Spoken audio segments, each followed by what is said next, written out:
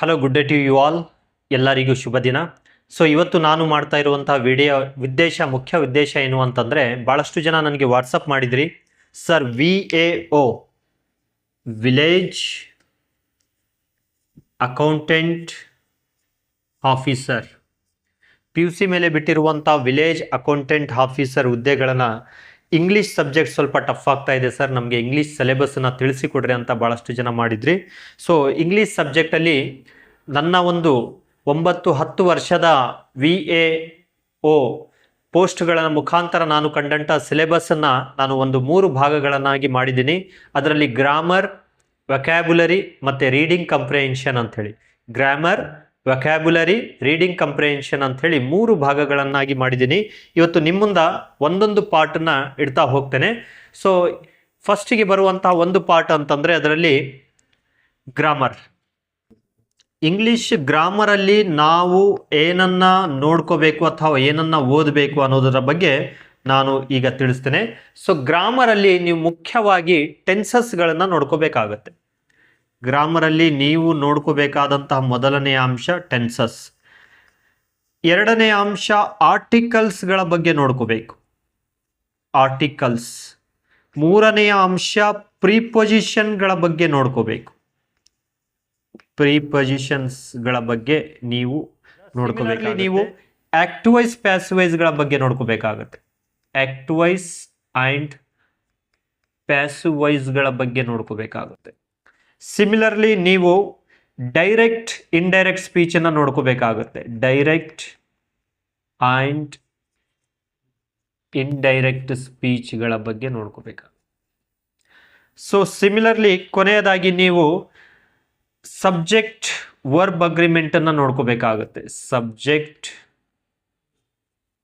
Verb agreement. So ಇಷ್ಟು ನೀವು ಗ್ರಾಮರಲ್ಲಿ ನೋಡ್ಕೋಬೇಕಾಗುತ್ತೆ.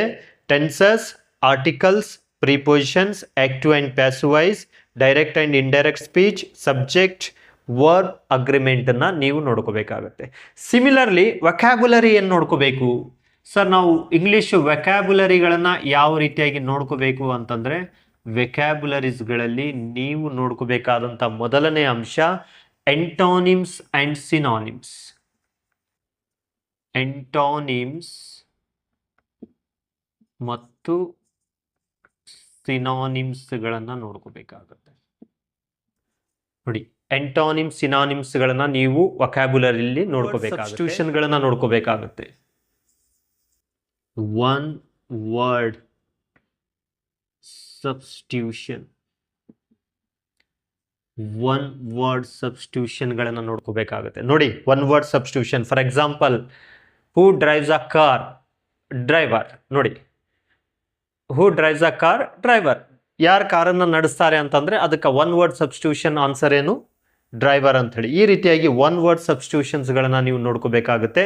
ಅದಾದಮೇಲೆ ಸ್ವಲ್ಪ ಟಫ್ ಆಗಿ ನಿಮಗೆ ಅರ್ಥ ಮಾಡಿಸಲ್ಪಡುವಂತಹ ಅಥವಾ ಲರ್ನಿಂಗಿಗೆ ಸ್ವಲ್ಪ ಟಫ್ ಆಗುವಂಥದ್ದು ಅಂತಂದರೆ ಈಡೋಮ್ಸ್ ಆ್ಯಂಡ್ ಫ್ರೇಸಸ್.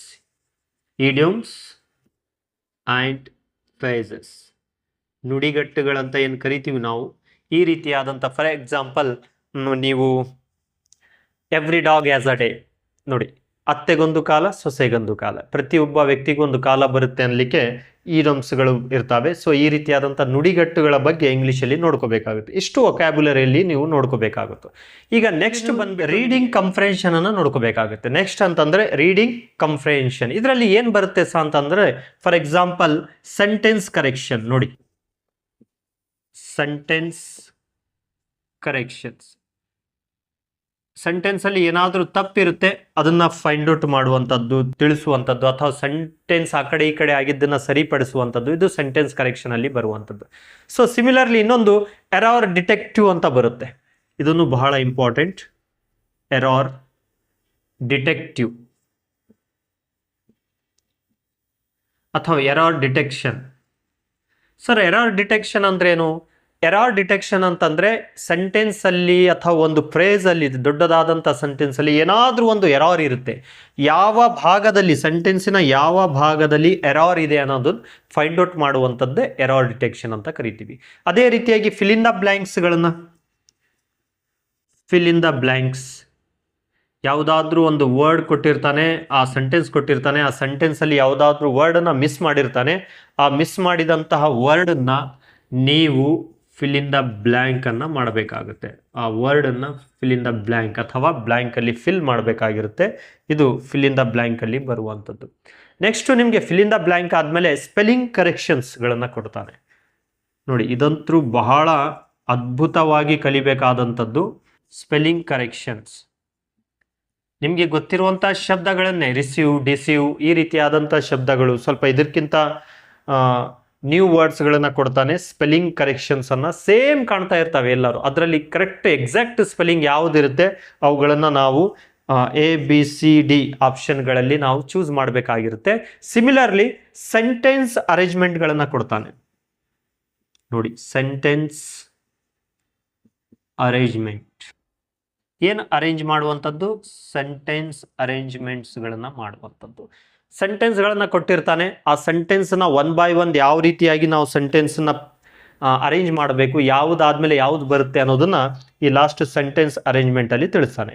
ಇಷ್ಟು ಈ 3 ಪಾರ್ಟ್ಸ್ಗಳಲ್ಲಿ, ಅಂದರೆ ಫಸ್ಟ್ ಗ್ರಾಮರಲ್ಲಿ, ವೊಕ್ಯಾಬ್ಯುಲರಿಯಲ್ಲಿ, ನೆಕ್ಸ್ಟು ರೀಡಿಂಗ್ ಕಂಪ್ರೆನ್ಷನಲ್ಲಿ, ಈ ರೀತಿಯಾದಂಥ 3 ಭಾಗಗಳನ್ನಾಗಿ ನಾನು ಮಾಡ್ಕೊಂಡಿದ್ದೀನಿ. ಈ ರೀತಿಯಾದಂಥ ಎಲ್ಲ ಆಪ್ಷನ್ಗಳನ್ನು ನಿಮಗೆ VAO ಇಂಗ್ಲೀಷ್ ಪೇಪರಲ್ಲಿ ಕೇಳ್ತಾನೆ.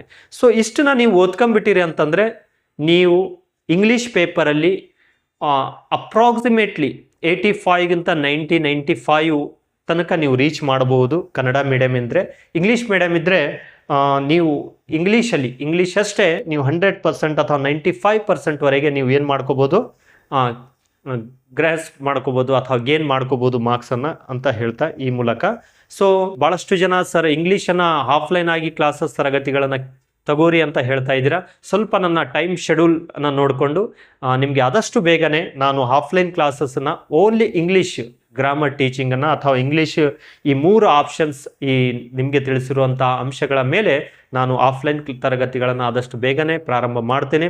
ಆ ಡೇಟ್, ದಿನವನ್ನು ನಿಮಗೆ ಆದಷ್ಟು ಬೇಗನೆ ಮತ್ತೊಂದು ವಿಡಿಯೋಲಿ ನಿಮಗೆ ತಿಳಿಸ್ತೇನೆ ಅಂತ ಹೇಳ್ತಾ, ಸೊ ವಿಡಿಯೋ ನೋಡಿ ಬರ್ಕೊಂಡು ಅಧ್ಯಯನವನ್ನು ಪ್ರಾರಂಭ ಮಾಡಿ. ಶುಭವಾಗಲಿ.